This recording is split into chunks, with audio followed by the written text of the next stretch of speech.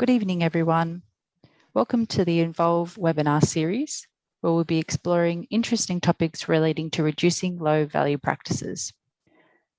Part of a global movement, Evolve is a flagship initiative led by physicians and the RACP to drive high-value, high-quality care in Australia and Aotearoa, New Zealand. Evolve aims to reduce low-value practices by supporting physicians to be leaders in changing clinical behaviour for better patient care, make better decisions, and make better use of resources. Tonight we have Professor John Saunders and Professor Nicholas Lintzeris, who will be presenting on First, Do No Harm. I will now hand it over to our first speaker, Professor John Saunders. Thank you very much, Melissa, and welcome everyone to this Evolve seminar on addiction medicine interventions. And I'm John Saunders, and you also see Nick Lintzeris there. Melissa has given the introduction to the Evolve series, and we are going to focus on 5 low-value practices in addiction medicine. But this is not addiction medicine as a specialty. This is addiction medicine as a field of practice, which of course involves ourselves throughout the whole sort of spectrum of medical practice. So the title is First, Do No Harm. These are 5 low-value practices in addiction medicine. This is a bit of an introduction to myself. Originally trained in the UK, including addiction medicine, and those are some of my activities over the years. And importantly, declarations of interest. There are none which are relevant to this presentation, and specifically, I've not received any remuneration from the alcohol or tobacco industries, and no fees of any type from pharmaceutical companies. I now hand over to Nick, who will just describe his own background. Thank you, John. Well, I've worked in the sector now for over 30 years. So I think that means cumulatively, John and I are presenting 80 years of addiction practice here between us. So John was already an established figure and leader in the sector when I was coming out of Shorts and starting practice in this area. So my current position, I'm the Director of Drug and Alcohol Services, South East Sydney Local Health District. I'm the current President of the Chapter of Addiction Medicine, and I'm also a conjoint Professor in the Department of Addiction Medicine at University of Sydney. My main focus beyond my clinical work in my research capacity has been looking at the development of new pharmacotherapies addressing substance use disorder. But back to John to get onto the program. Okay. The first recommendation of the Evolve Addiction Medicine ones is, as you see in the slide, do not undertake elective withdrawal management in the absence of a post-withdrawal treatment plan agreed with the patient that addresses their substance use and related health issues. In a way, this is saying no detox by itself. Detoxification or withdrawal management should be part of a plan with post-detox elements of treatment to produce a satisfactory outcome for the patient. And the reason is that if you manage withdrawal alone, 70 to 80% of patients will relapse into substance use within days or weeks. And this is something that is a real issue, particularly when one is looking at injecting opioids. And one of the things that is really important in the injecting opioid field is that there is a very significant increase in mortality immediately after detoxification. Indeed, after detoxification, there is a 7% annual risk of death, and that compares with 3% in people who continue injecting opioids, and less than 1% in people who are on agonist maintenance. So, consider how to integrate ongoing psychological and pharmacological interventions for patients seeking withdrawal treatment. The second evolved recommendation is do not prescribe pharmacotherapy as a standalone treatment for substance use disorders, but rather as part of a broader treatment plan that clearly identifies goals of treatment, incorporates psychosocial interventions, and monitors the patient. So medications are part of a plan. The usefulness of medications varies from substance to substance.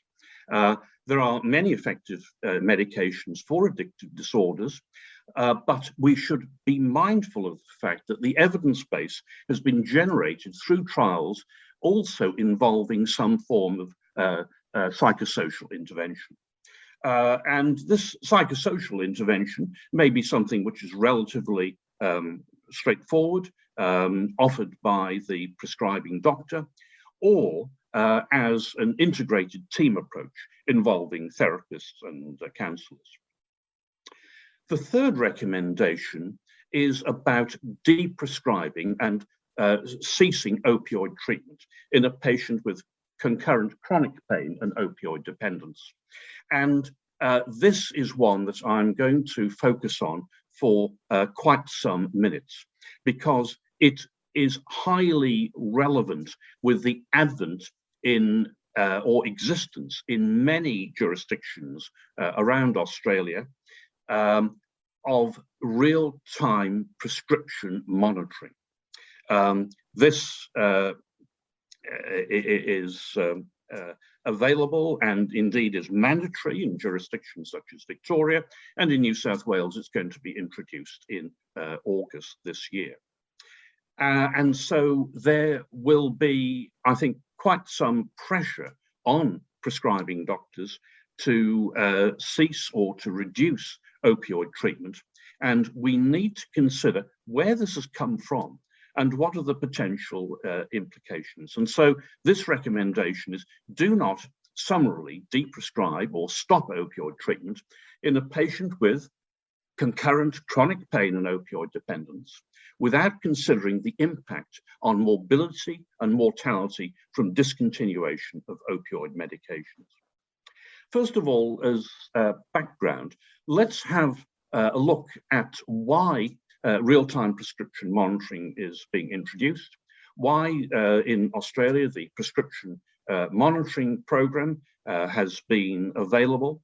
And it is because over the last 20 to 25 years, there's been a substantial increase in use of prescribed opioids, the number of prescriptions issued, and morbidity and mortality from prescribed opioids. And indeed, if we look at the data there's been a fourfold increase in prescriptions for opioids dispensed and in pharmaceutical opioid production since 1990. In Australia, the number of hospitalizations from prescribed or over-the-counter opioids increased, as you see there, nearly threefold from 1998 to 2009, outnumbering the hospitalizations due to heroin. Deaths currently from prescribed opioids far outweigh those from heroin.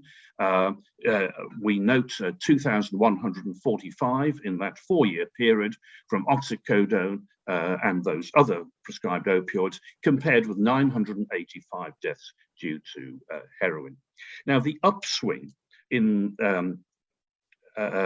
prescribed opioid prescribing can be linked temporally to TGA approval, and in particular, PBS listing of these opioids for non-cancer pain.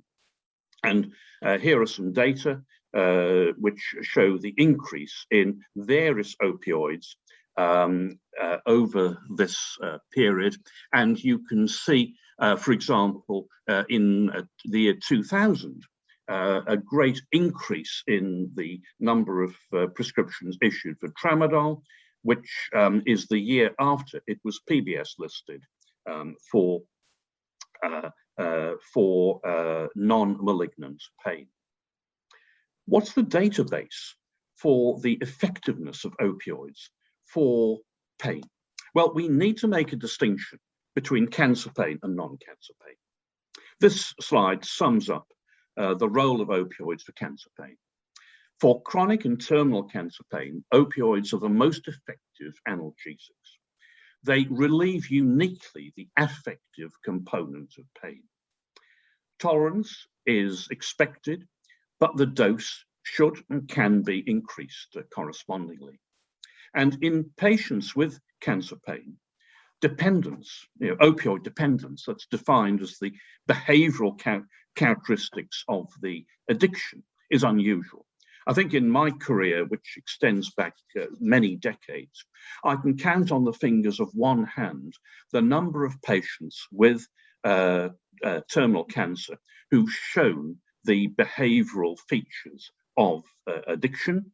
And these happened to be people, with one exception, who had had a significant prior history of addictive disorders. Now, for non-cancer pain, it's different. And we know from controlled trials and meta-analyses that treatment with certain opioids, oxycodone, morphine, transdermal fentanyl, for 3 months confers some benefit in terms of relief of pain and improvement in functioning. However, we also know that there's a risk of dependence to these opioids developing after 1 month. Of course, it's dose dependent, but there is that risk. With regard to long-term opioid medication, that's point number 3, defined as 6 months or more, the controlled trials and meta-analyses show little evidence of benefit as judged by relief of pain and improvement of function, and adverse effects outweigh the benefits. So the evidence is that there is a place for opioids for the relief of non-cancer pain, so musculoskeletal pain, repeated migraine episodes, for 3 months, for some morphine and fentanyl patches for up to 6 months, but beyond 6 months, the evidence does not exist that overall there is a benefit for prescribing opioids for non-cancer pain. Now, here, Melissa is going to run a poll which asks you, what do you think are the key features of opioid dependence? How do you know whether a patient who is on prescribed opioids, for example, for chronic pain of some type, has opioid dependence? What do you think? Now, Melissa, can I hand over to you to run the poll? Well, let's have a look at the answers. So we have 71% say that opioid dependence is characterized by the use of 50 milligrams or more daily morphine equivalents for more than 6 months. Impaired control is regarded as a feature by about half of you. Increasing priority given to opioid use over other activities, including healthcare, is regarded as a feature by the great majority of you. Concern of family members about prescriptions for opioids, about 2/3 of you vote for that. A recent overdose involving opioid drugs, again about 2/3, and increased tolerance and withdrawal features by about 80%. Okay, well, let's have a look at if you could close the poll, Melissa, let's have a look at what the features of opioid dependence, the key features are in the latest version of the International Classification of Diseases, which is in my next slide. So what are the key features of opioid dependence? According to the definition of opioid dependence in the latest version of the International Classification of Diseases, they are three. And you need two of these three to be present. Impaired control over opioid use, increasing priority given to opioid use over other activities, including healthcare, and that was voted as one by the great majority of you, and also physiological features such as increased tolerance or withdrawal or the use of an opioid to prevent withdrawal. So we note that although you might anticipate that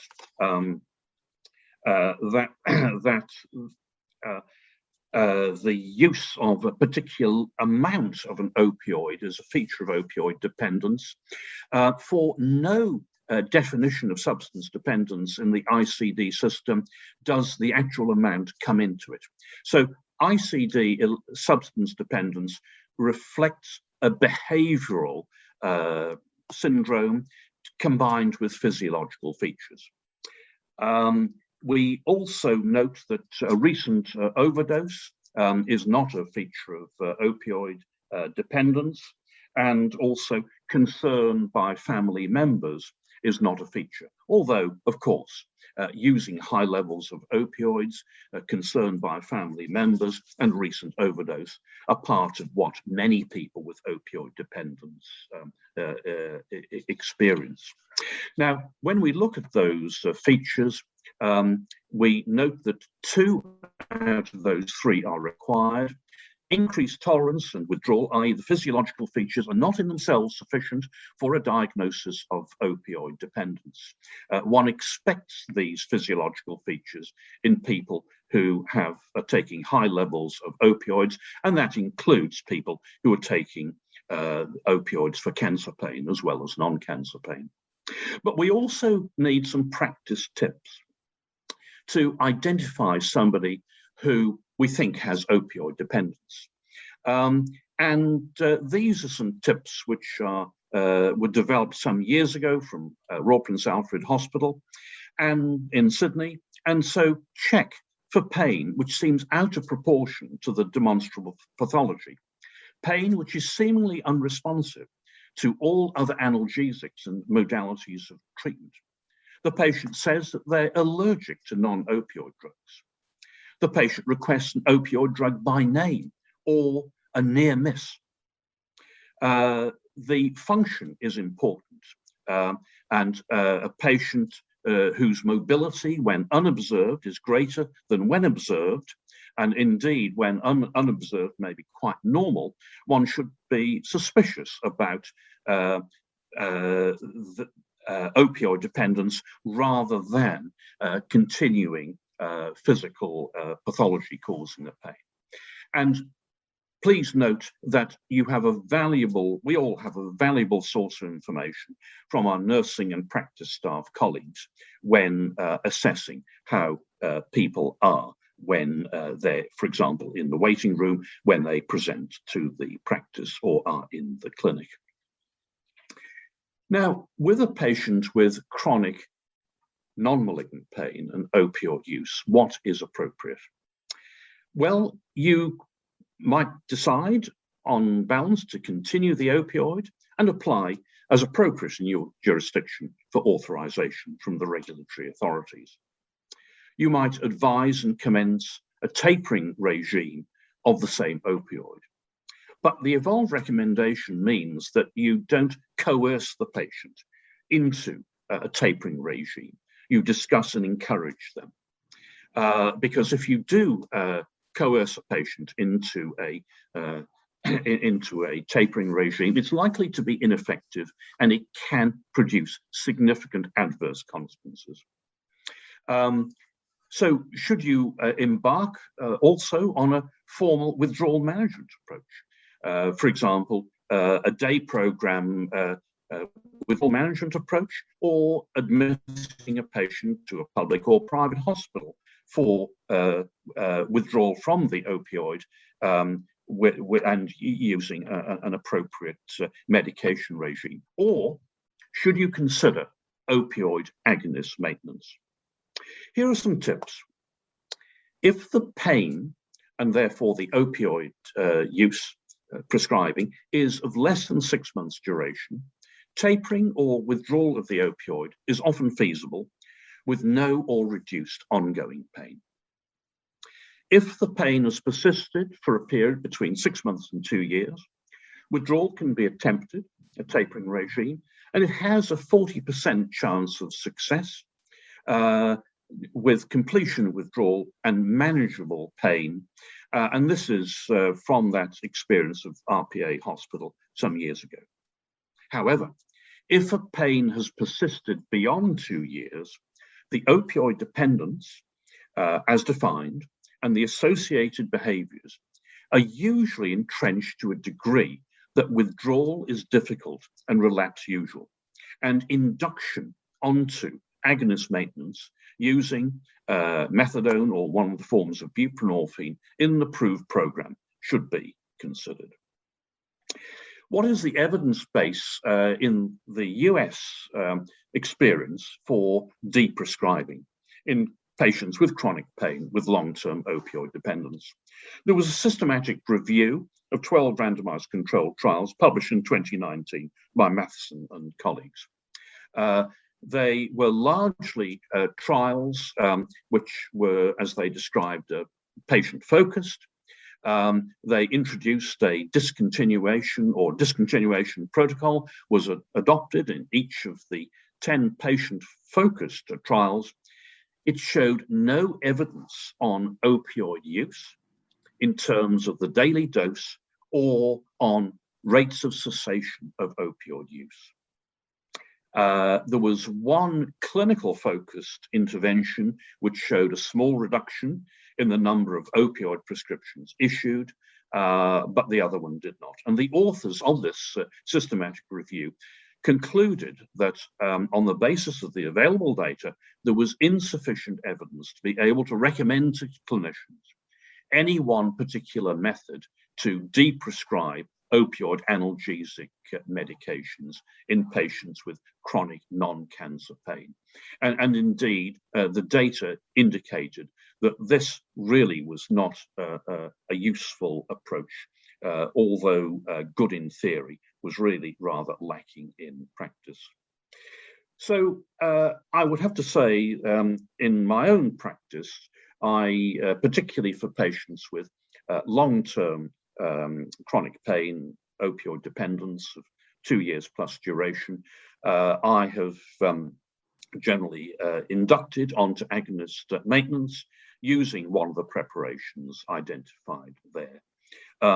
For those of you who are not familiar with induction onto agonist maintenance, you might like to involve an addiction medicine colleague. And my usual approach is to proceed with having the patient attend as a day patient over 3 successive days. And this is possible in the public and private sectors, and I've done that in both. I'm now going to move on to Nick. And Nick, if you would now take charge of the slide presentation, and hopefully that we will have some success. Thank you, John. There's been one question come through, but what we might do is actually finish the structured presentations and then throw it open to questions. And there's already one question in there. But let's return back to some of these issues, because I think they may generate some discussion. And the other thing you also see is that many of these issues actually overlap between the various recommendations. The 4th recommendation seems somewhat of an oxymoron, really, when it comes to sort of specialist medical practice. But one of the key issues I think it's important for us to highlight is the importance of that when we're managing patients with substance use disorders, exercise caution in the use of treatment approaches that are not supported by current evidence or may involve unlicensed therapeutic products. Now, that's pretty standard fare for us in medicine, use evidence-based approaches and wherever possible, use licensed therapeutic products. So why are we raising this issue in the addiction space? And let's see whether or not, yes, there it did work. Okay, so I think we need to appreciate that in the area of addiction medicine, that we often have many patients and often family members who are really quite desperate for the magic bullet, for the miracle cure that will cure the addiction, and preferably if that can be administered quickly, like within a week or two. So there's often this desire, and if you've worked with families and with patients, you can understand, the tensions there.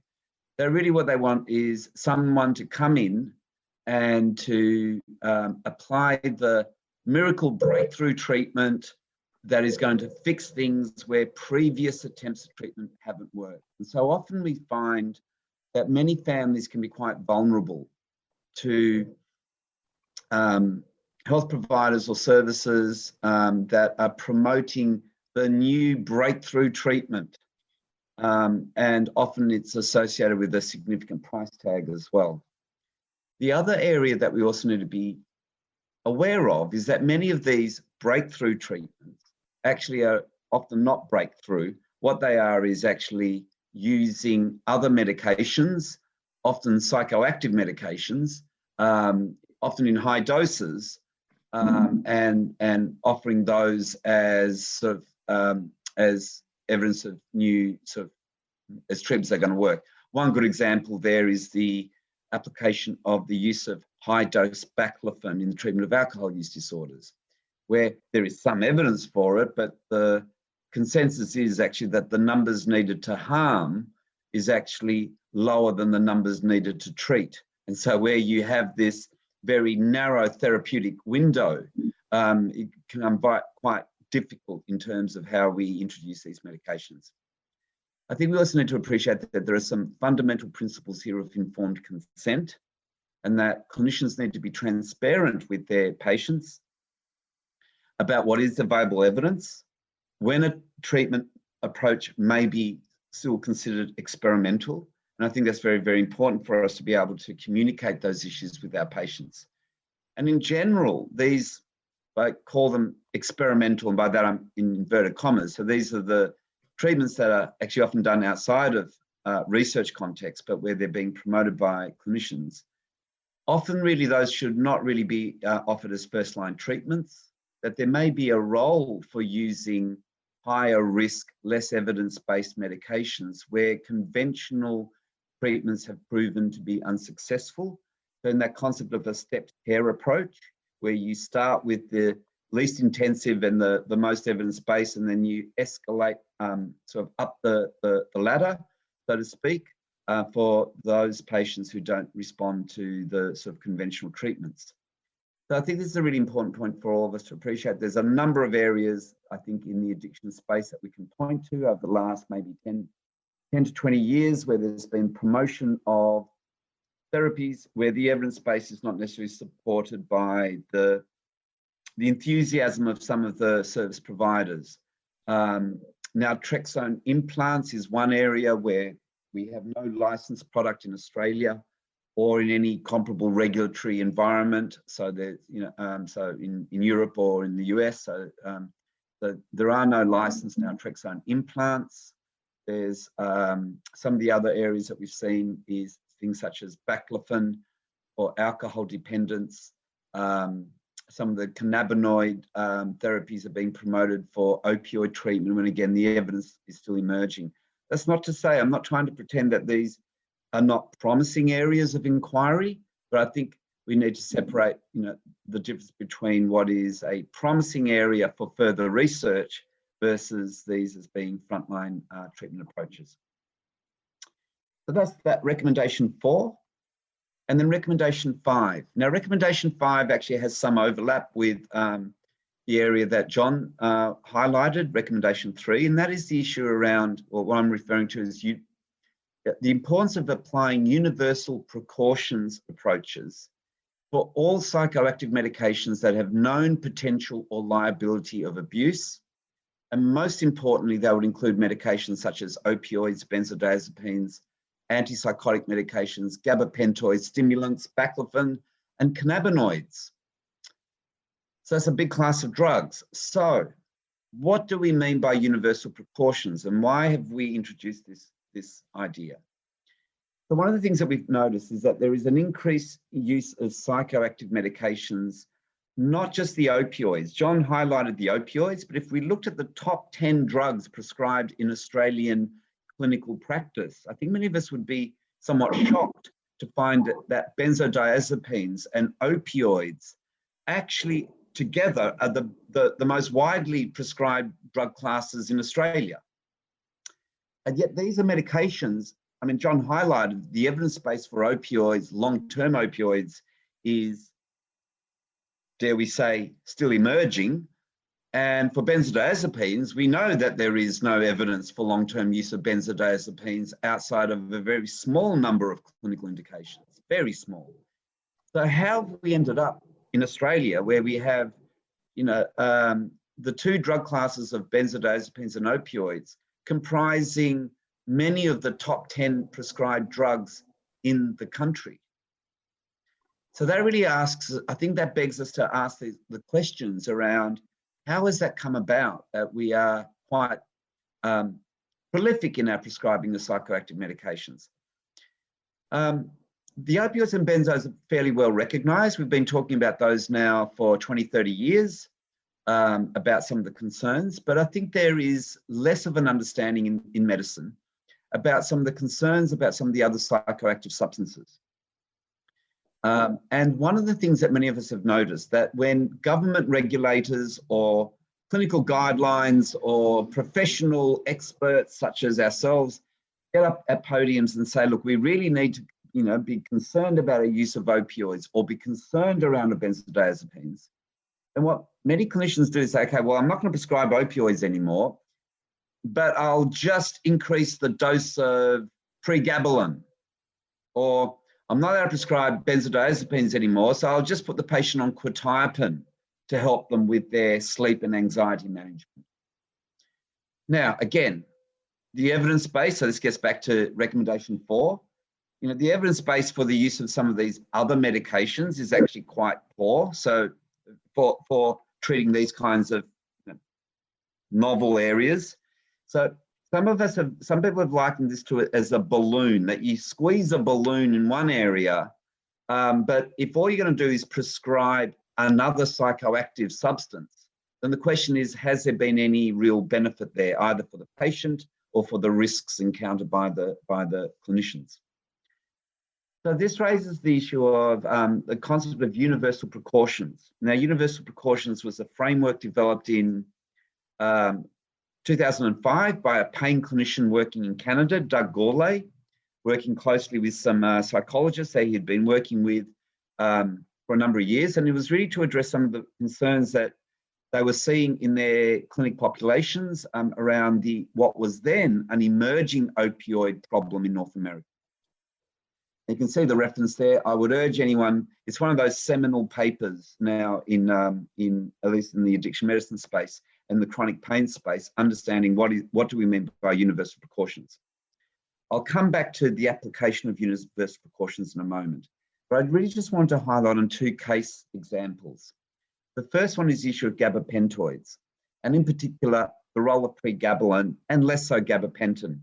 A colleague of mine once highlighted that he noticed that gabapentin, which is not PBS subsidised, seemed to work quite well in the eastern suburbs of Sydney, quite wealthy patients who could afford it, but actually found it was very ineffective in the western suburbs of Sydney, where there was fewer patients able to afford the non-PBS subsidised items. So one of the things that we've seen is this huge explosion in the role in the prescribing of pregabalin, and that has coincided with the PBS listing. Now, what do we know about some of the gabapentoids? Both of them, both pregabalin and gabapentin, but in particular, there's some evidence to suggest pregabalin may have some greater concerns. That we know that these have sedating effects when taken in usual doses, but when taken in really high doses or in combination with other sedatives, then we really start to see some of the some sort of adverse events happening from those sedative effects. So this can contribute to falls, very important in our elderly patients, can contribute to overdoses. In some of the research coming through now in Australia, 20 to 30% of patients overdosing on opioids. Pregabalin is also on board, so that's really concerning. And also ambulance call-outs and mortality deaths. So the data is there in Australia that we're seeing more and more and more cases where pregabalin is implicated in some of those harms. Now, if a patient has been on high-dose pregabalin and they suddenly try to stop the medication, then quite a few patients will describe discontinuation effects. We're not calling them withdrawal syndromes because they haven't met any classification system for withdrawal, but often what we will see with many of these medications is patients will describe worsening of the underlying condition, be it pain, but also real issues around affect, around sleep disturbances, mood, irritability, and many of these issues for us working in the addiction space actually see these are very similar to sort of standard, sort of common withdrawal syndrome symptoms that we see across a range of drugs. So in high doses, there's concerns around their use. Patients can often find it difficult to discontinue them. And also one of the real concerns is that when people have looked into either in looking at some of the, either study populations or in reviewing adverse events in patients where there have been deaths or near deaths, often what we've seen is that there sometimes is no real clear indication as to why the medication was being prescribed. So we know pregabalin, for example, indicated for neuropathic pain, but the evidence for using it for, say, musculoskeletal pain is actually quite limited. And yet, often what we'll see is patients who really have a musculoskeletal pain, nociceptive pain, not neuropathic pain, on really high doses of medications such as pregabalin. So again, we have to ask ourselves, why is this medication being prescribed? And it's about getting that balance between potential benefits and the potential harms. And there's some key references. So Brigitte Murdy and Kate Conagrove wrote a nice editorial, and it's actually a nice journal paper in that Medical Journal of Australia looking at ambulance call-outs associated with pregabalin at the time. And this work was really, the Schifano is one of the authors that's been highlighting these issues now for some period of time in Europe, and it's got some really good data looking at that. So that's the gabapentoids. I also then really want to highlight the whole issue of, I can change the slide. There we go, quetiapine. Now, what can we say about quetiapine? Well, we can say that it has sedating effects when taken in large doses, especially in combination with other sedatives. They can contribute to falls, overdoses, ambulance call-outs, and deaths. That some patients find difficulties discontinuing their quetiapine, and that often we find that there is no clear indication for the use of quetiapine in patient management. So you can see we're seeing parallel concerns as what we saw for gabapentin and pregabalin. And if I could put a slide up for baclofen, it would say some of the same issues. So often what we see here is that there's a replication of some of the concerns, that clinically they're being used often because of some of the sedative effects. And so there's concerns around high-dose opioids and high-dose benzos. I think it's important that we don't just swap the nature of the problem from the opiate and the benzo to the quetiapine and the pregabalin. So what's a framework for understanding how to do this kind of work? And that's where the universal precautions framework is quite important. Now, Doug Gourlay actually identified a 10-step approach to applying universal precautions. 10 steps is a lot of steps, and most of us find it difficult to follow 10 steps. You can actually cluster them into sort of 4 key themes. And the 4 key themes sort of make sense, and they can be applied whether or not you are approaching the use of a benzodiazepine, an opioid, or other psychoactive medications. The first is to actually screen patients for a risk. So try to identify those patients who are at higher risk of non-medical use of their medications and or developing risks, the risk of them developing sort of an addictive pattern of medication use, that idea of impaired control, as John highlighted before. Now, one of the things here is that the evidence tells us that the patient who develops an alcohol use disorder or a prescription opiate use disorder, or a prescription benzodiazepine use disorder is actually more likely to develop other forms of substance use disorder. So if a patient has a history of any substance use problems in the past, or they have a history of poor adherence with their use of psychoactive medications, then those patients really should be identified as they're at a higher risk of developing problems. And that risk then really should impact upon how you approach the subsequent steps.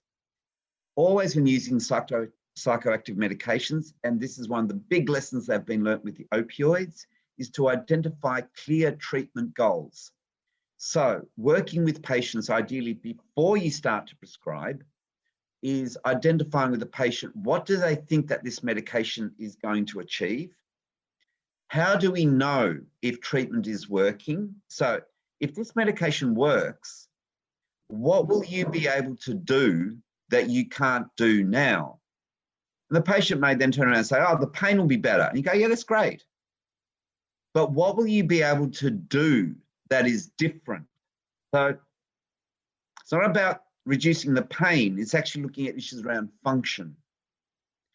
And that's where you then need to identify with patients. So how will we know if this treatment is working? What are the things that you will be able to do in the future if the treatment is working that you can't do now? And move away from this identification of symptoms.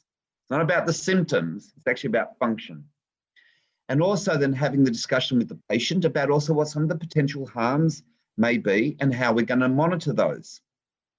And often Doug Gourlay speaks very highly, very emphasizes that when we start psychoactive medications, patients need to understand that this is going to be a trial of medication. We're going to give it a trial. If it works, great. And we know how we're going to measure success because we've already identified that. So we will trial the medication, and if it is working, good. But there's no point persisting with a medication that isn't working. So if you've put the dose, start a patient on a benzodiazepine on their Lyrica dose, for example, and it is the standard dose, and that patient reports back after 1 or 2 months, it worked, but I need more and more and more, or it hasn't worked yet, I need more and more and more. That really should be generating the discussion. Well, look, if it hasn't worked at those doses, it's probably not going to work. So it's time for us to look at plan C or plan D. That idea of, patients should not be just getting parked on a psychoactive medication. And when that doesn't work, just adding another one and adding another one. And that is one of the most concerning things that we have seen with when we review some of the overdose deaths, that often what we see is that there are patients often with 6 or 7 psychoactive medications that have just been loaded one on top of the other without any consideration of, well, if that medication hasn't worked, why persist with it? The third point is structuring treatment according to the patient risk, and we need to appreciate that if you've got concerns around the patient's ability to adhere to a medication regime, then maybe we shouldn't be prescribing a month's medication with 5 repeats before you review the patient. Maybe we need to be thinking about how do we structure treatment to be able to minimize some of the risks associated with the medications. This may include installment dispensing or staged supply. So you may give a patient a week's medication at a time and they go back and pick up. Or if you've got real concerns, it can even be daily pick up medication. And there are mechanisms for that to occur without additional costs for patients. There's a lot of debate about the role of urine drug screening. Some clinicians and patients find that very stigmatizing and demeaning. But I think that where if you as a clinician have got concerns around your patient's use of medication, then I think it's definitely a role to have urine drug screen. And I often propose this to patients. Look, if you've got, if there's no issues and no concerns, the urine drug screen actually provides me, not only allows me the confidence to continue to prescribe, but it actually then allows me to negotiate regulatory approvals with government bodies. So it's much easier for me to continue your oxycodone prescription if I have the evidence that you're not misusing medications or other drugs which may be causing concerns around continued prescribing. Prescription monitoring is on the way, and I think all of us are going to have to come to grips with that. There's a really important role for written treatment agreements, and we see more and more pain services are starting to use these. In the addictive medicine space, we've been using this for a long period of time, and that's really highlighting with the patient what the expectations are from me as a clinician, from what the pharmacist is expecting, and also what we expect of you in terms of some of the boundaries of behaviour. And that may be things such as, look, if you run out of your medication early, I'm not going to supplement it with additional medications. So if you run out early, then yes, you're going to have a 3-day window with no medications. So think about that. I'm not going to keep rescuing you, which is just another way of doing dose escalation. So these are the kinds of, so we've just got to get better at having those, at times, what may appear difficult conversations with our patients. And obviously regularly reviewing our clients. And there it's really important for us to be monitoring patient outcomes and also some of the medication-related issues. So Gourlay referred to what he described as the 4 A's of reviewing opioids with chronic pain patients, and that was review the analgesic effects, review any aberrant behaviours, review adverse events, so any side effects from the opioids, and the 4th A, activity, function. And that's what I was sort of highlighting before. Often we want to focus on function and impact upon lifestyles, not just going on about symptom control. So that brings us to the end then of the sort of structured presentation around the Evolve statements. We have a number of questions. Great. So the first question is there an evidence list for the claims made here, or are we taking the experts say so on trust? We commonly hear of the lack of evidence for long-term opioids. Has there been a new set of reliable evidence appear? So the process for developing the Evolve statements, and if you look at the college website and you look at the Evolve statements, then there's a link where you can actually then look at the rationale and the evidence supporting each statement.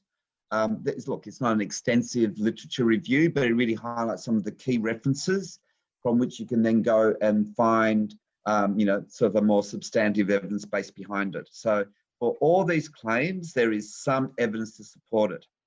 The issue around opioids and the role of long-term opioids in chronic pain, look, there we need to appreciate the difference between evidence that it doesn't work from lack of evidence that it works. And one of the challenges we have in the role of long-term prescribing of most medications is that we have very few randomized controlled trials that run for 2 to 3 years. So most of our trials of opioids in pain management tend to have been either 12-week, 6-month, and occasionally the odd 12-month study. So most of the RCT evidence comes from short duration studies. And so then what people are doing is extrapolating from some of the sort of more sort of cohort studies and population data to look at the impacts on opioids. And this is where I think it's fair to say that whilst there isn't a strong evidence base to support long-term opioids, I think many of us as clinicians can all point to the patient that clearly identifies benefit from their long-term opioid use. And it's difficult to actually identify any significant harms from their opioid use. So I think we all need to then look at, we all have evidence, but the case of how do you apply the evidence to the patient in front of you? So I think we need to separate where the concerns are much greater, where patients have got evidence of harms associated with their use of opioids. But John, is there anything you want to add about? Yeah, well, I'll just mention that in addition to the references provided in the evolved statements, which can be accessed through the website, there is a publication published by the National Prescribing Service last year on the rationale for tapering prescriptions for opioids in patients with chronic non-cancer pain. There are a number of meta-analyses which are available in the literature, which compare and contrast treatment over a short period of time, 12 weeks, you say, which is 3 months, up to 6 months and beyond 6 months.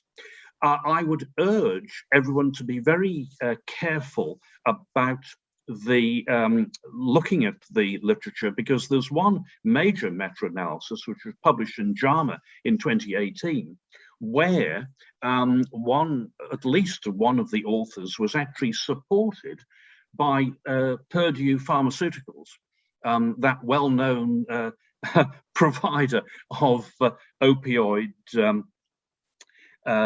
agents, which I think has just settled something like a $650 million lawsuit in the US, with more to come. So yes, there's a substantial literature, but be very careful as to the credibility of the authors of particular studies. But summary statements in the National Prescribing Service, as well as in the background information to this evolved recommendation. I might jump to the third question there, because it actually relates to the point we've just been talking about.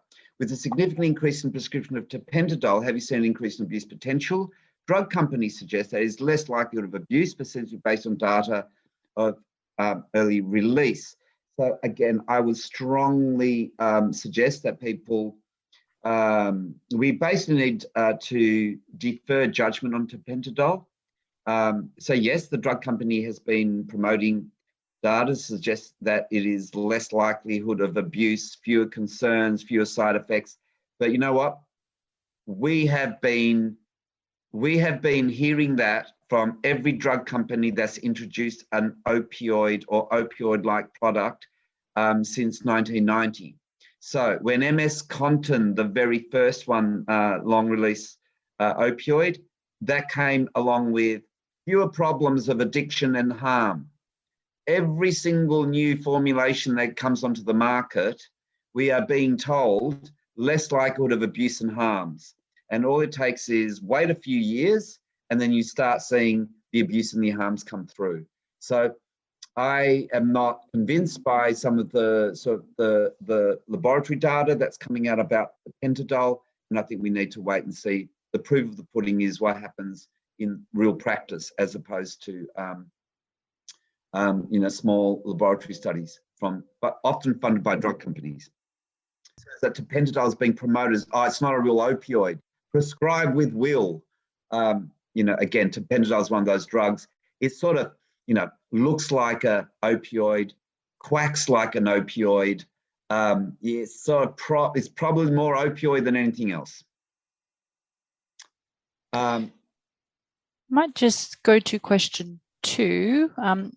I suspect that higher mortality is prescribed opiates could be due to administration of other groups medications such as antidepressant, anticonvulsant, and benzodiazepines. Could you clarify that? Yeah. So these are opioid attributable deaths from the death certificates, and we recognise, of course, that in many deaths related to opioids, other central nervous system depressants are involved. But these are opioid attributable deaths, and we see more polypharmacy in the prescription opioid overdoses than we see in the heroin overdoses. So where a patient is overdosing with their oxycodone, they're more likely to have all these other prescription sedatives on board than the heroin user. So that's I think, worth highlighting. Again, it gets back to that point that John was sort of saying, you know, be cautious about deprescribing your opioids if you're just going to load the patient up on a whole bunch of other sedative medications. The point, though, that also I think is really important, which is the issues addressed by experts in pain management rather than addiction experts. The idea that are we making 90% of patients suffer because 10% do wrong? I think this is a really important point. There's this week in Medical Journal of Australia, there was a big review looking at prescription opioids in Queensland over a 15-year period. And it was really quite unique data because it actually went looking into, you know, average doses being prescribed, for example. What we basically have seen over a 20-year period is that we are not seeing higher doses being used. So 20 years ago, only about 10% of patients were on a OME of 50 milligrams oral morphine or more, and only 5% were on 100 milligrams or more.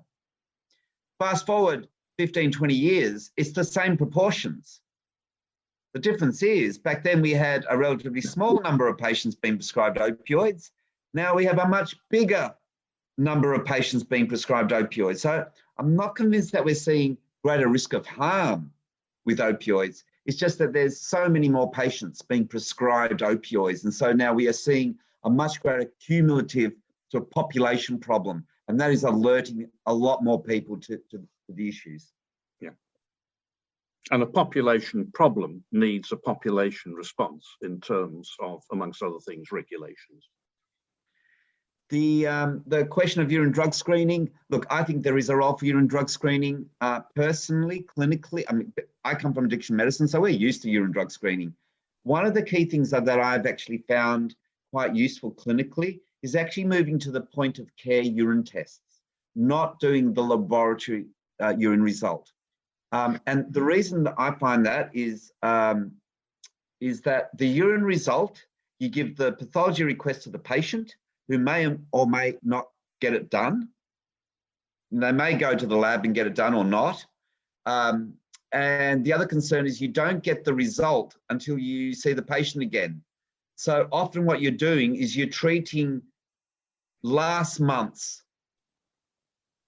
issues, not what's going on now. So I find the point of care urine tests really useful. So they're quite inexpensive. They're not as accurate, but they're a good ballpark. You can get 16 screen ones, which separate oxycodone from fentanyl and so forth, whereas the standard urine drug test actually does not separate out the different types of opiates, and most of them will not detect synthetic opioids. So the standard urine drug screen that is reimbursed by Medicare will not detect oxycodone and fentanyl.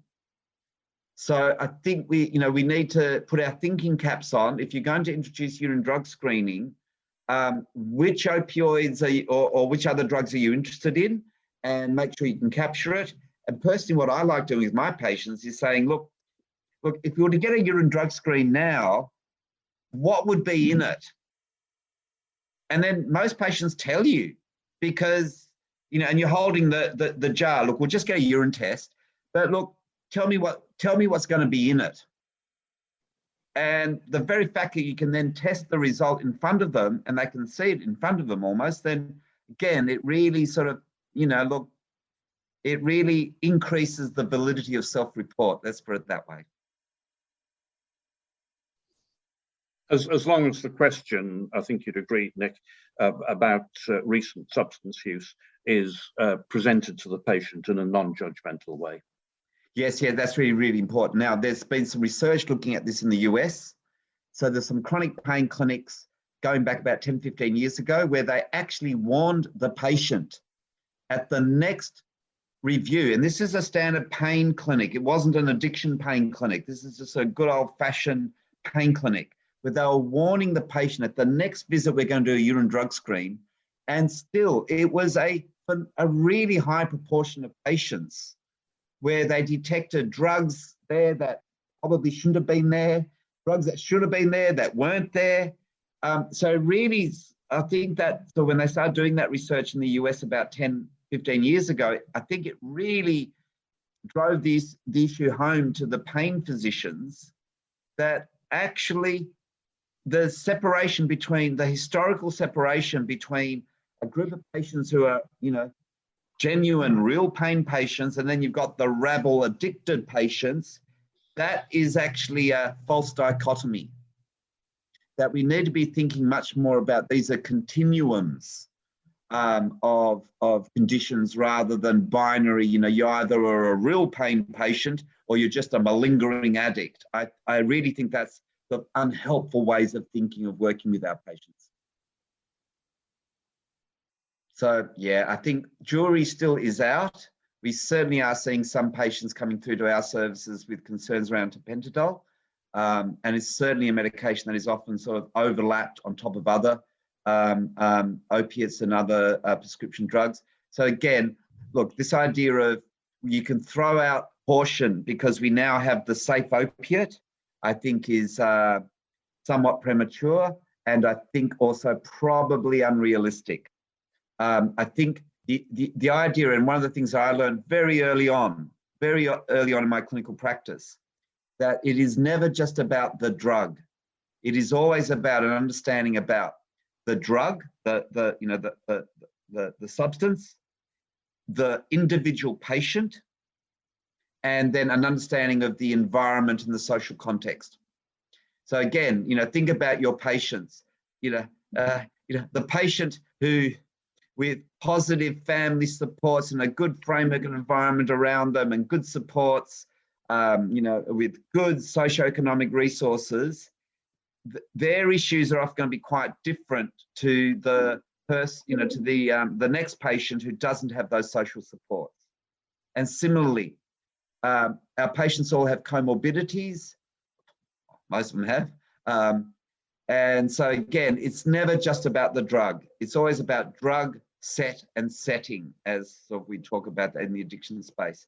So no, there is no easy way out here. We can't throw caution to the wind and just start prescribing tapentadol willy-nilly as though there's no issues to address.